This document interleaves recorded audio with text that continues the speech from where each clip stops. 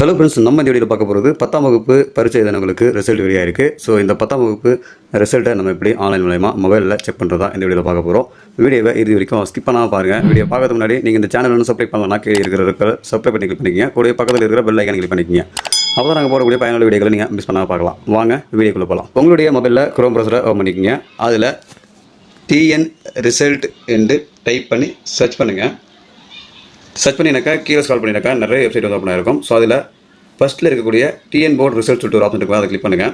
So அதை click பண்ணோடனே இந்த மாதிரி ஒரு பேஜ் ஓப்பன் ஆகும். இந்த பேஜில் பார்த்தீங்கன்னா கீழே எஸ்எஸ்எல்சி ஏப்ரல் 2003 ரிசல்ட் என்ற ஆப்ஷனை கிளிக் பண்ணுங்கள். ஸோ அதை கிளிக் பண்ணோடனே இந்த மாதிரி ஒரு பேஜ் ஓப்பன் ஆகும். ஸோ இந்த பேஜில் உங்களுடைய எக்ஸாமினேஷன் ரிஜிஸ்டர் நம்பர் என்டர் பண்ணுங்கள்.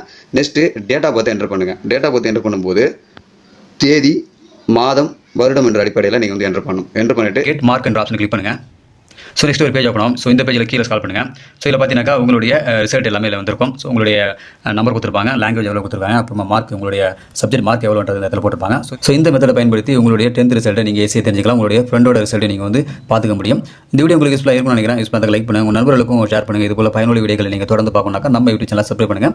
மறக்காம இந்த வீடியோ உங்கள் நண்பர்களுக்கும் ஷேர் பண்ணுங்கள். மீண்டும் இன்னொரு வீடியோ சந்திக்கலாம். அதுவரை மனிதர்கள் மதிப்போம், மனித உயிரை காப்போம். நன்றி.